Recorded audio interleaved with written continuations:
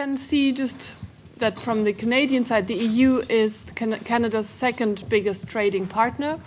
For the EU, Canada is the 12th biggest trading partner, so it's still among the top 20.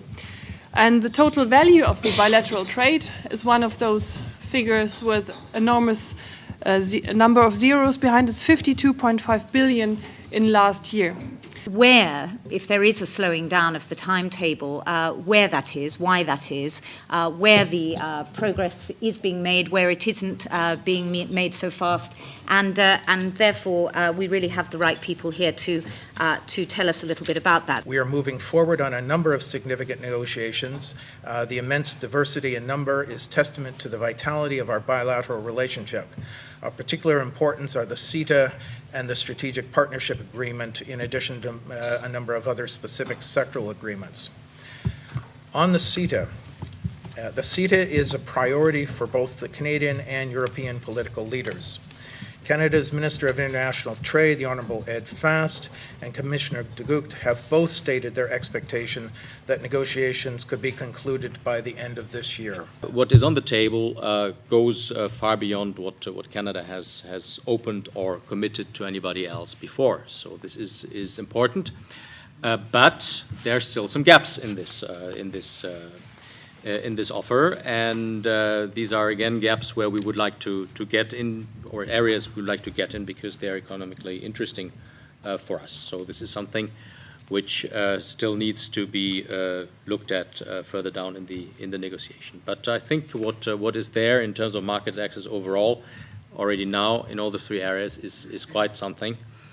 If we close today, we would have a very ambitious agreement. This is a case where we've got two well-developed economies that are very service-intensive, and one thing that comes out on the big picture of where the potential gains are is actually on services.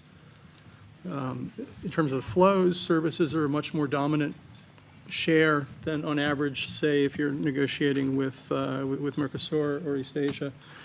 The barriers, it turns out, are also quite high on both sides. So those differences in regulations and rules that lead to higher costs when European firms go into Canada and vice versa. One thing that came out of the scoping studies was that those were quite high in terms of the cost impacts. There is certainly things in these agreements for industry, but there's a lot in it for people who provide services as well.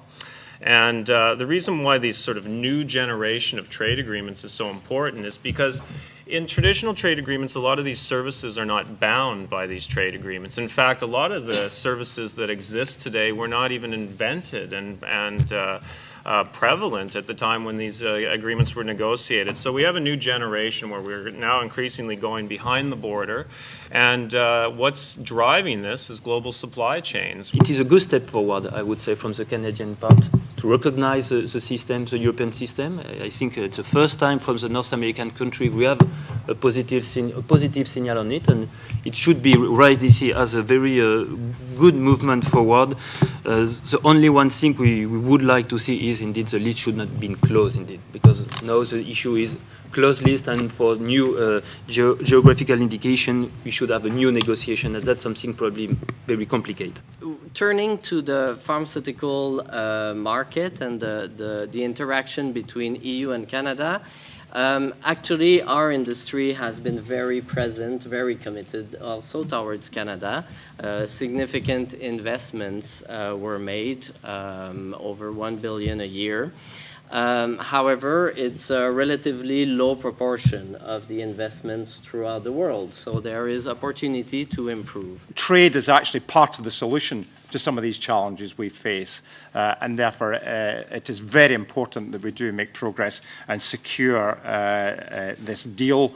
A 20% increase will create economic growth and create jobs, and we need to ensure that that's the focus of all our discussions when it comes to this. We learned, of course, of some of the barriers, or dare I say, we're not allowed to call them barriers, challenges, and they were flagged up.